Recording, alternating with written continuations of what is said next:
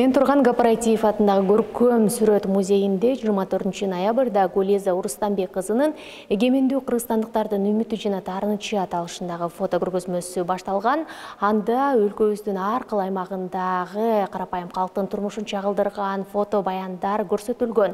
Ал дээрлик 10 күнгө созулду. Биз бүгүн ал жыйынтыкталып жатканда келип, кандай нотада жыйынтыкталууда, көргөзмөдөгү эле максатына жеттиби деп Гулеза айымдан сурап көрөбүз. Негизи Кыргызстандын элинин тынчсыздануусу жана үмүтү аттуу көргөзмөбүз 24 ноябрда ачылган.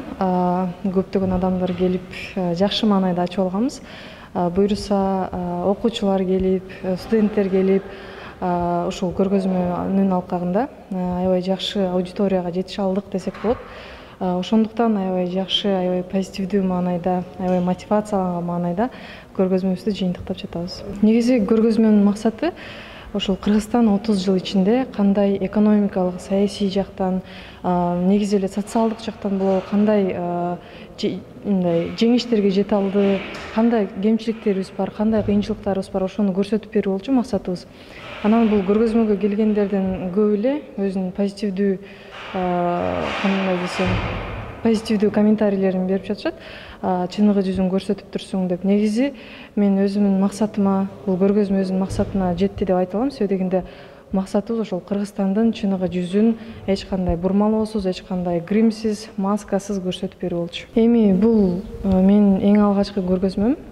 Коомдун аң сезимине аябай чоң таасир этип, революция жасап өрдүм деп айтуудан аябай алысмын. Ал үчүн да көптөгөн иштерди жасаш керек болгону, бир эгемендүү Кыргызстандын бир жараны катары ошо Кыргызстанда болуп аткан жумушсуздук болобу, медицина тармагында болобу көйгөйлөргө кайдыгер эмес экенин, мындай мага окшогон жаштар дагы буга кайдыгер эмес экенин көрсөтө алдым деп эсептейм. Себеби дегенде өзүңүздөр билесиздер, Кыргызстан 30 жыл ичинде өзүнүн башынан аябай көптөгөн сыноолорду өткөрүп келе жатабыз. Ошол көйгөйлөрдү көрсөтүү менен бүгүнкү күндө коом өзгөрүшү керек экенин, Кыргызстан башка бир кандай десем, бир революциялык эмес, эволюциялык кадам жасай турган маал келгенин көрсөтүп берүү болчу. Негизи эле коомдун аң сезимине канчалык деңгээлде таасир эте алдым билбейм, бирок мен ушул долбоор жасап жатканда өзүм көптөгөн нерселерди үйрөнүп алдым десем болот. Чынын айтканда, мен өзүм айылдык эле кызмын, айылда өмүрү көргөзмө дегенге барган эмесмин. Бишкекте студент болуп жүргөндө деле бир жолу эле көргөзмөгө барган экенмин. Буга чейинчи мындай айтуу уят нерсе, бирок тилекке каршы биздин айылда, мындай негизи эле айылдыктарда искусство болгон сүйүүнү ойготушпайт да, тилекке каршы. Анан мен башкалардыкына барып көрүп, мындай критикалап, же болбосо сын айтып көрбөгөн үчүн менин көргөзмөм ушунусу менен жакшы болду деп айта албайм. Болгону бул менин биринчи көргөзмөм, өзүмдүн көз карашымы, өзүм Кыргызстандын жашоосун кандай көрсөм, ошондой үмүттү гана чагылдырып бердим. Чынын айтканда, башында Кыргызстандагы 10 билинбеген кесиптин ээси деп гана жөнөкөй тема койгонбуз. Бирок ойлоно отуруп, бул нерсени ошол Кыргызстандын 30 жылдыгына байланыштырдык. Ошол бунун теманын максаты Кыргызстандын элинин тынчсыздануусу жана үмүтү деп аталып атпайбы? Ушул жөнөкөй адамдардын жан дүйнөсү, жөнөкөй адамдардын жашоосу менен азыркы Кыргызстандын абалын чагылдырып берүү да. Мисалы, Ак Чий айылынын фельдшери Жамалкан Акматова өзүнүн мындай 10 километр жолду басып, 5 километр Ак Чий айылына, 5 километр кайра Ак Учук айылына басып келип, бейтаптарды дарылайт да.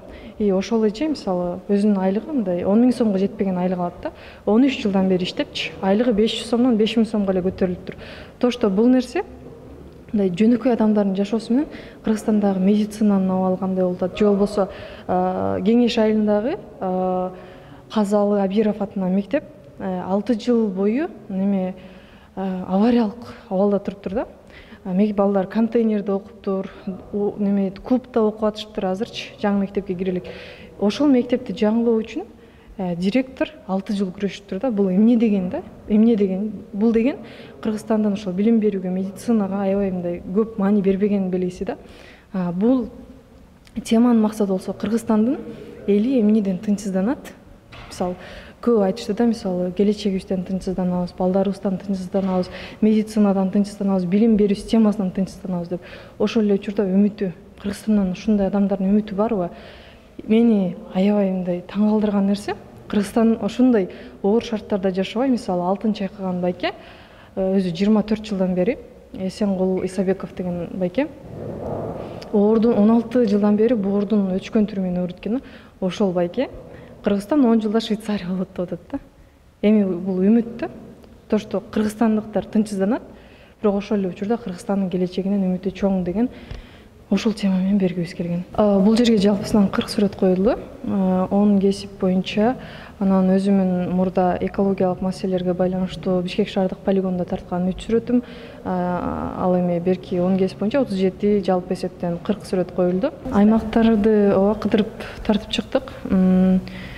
Эң алгач Баткен облусуна, Ош облусуна, Нарын, бардык эле Талас менен Жалал Абад облусунан башка Кыргызстандын 5 облусун кыдырып, эң көбүнчөсү мындай узак коомду мындай кандай десем, четтеп калган аймактарга барып тартууга аракет кылдым. Алардын да көбүнчөсү Унутулган айылдагы фельдшер деген сыяктуу, же болбосо Тоо коюнда Илбирс менен Кулжаны кооруган эгер деген сыяктуу мындай аттарды коюуга аракет кылып аттым. Ошо Кыргызстандын бардык аймагын кыдырып тарттык десек болот.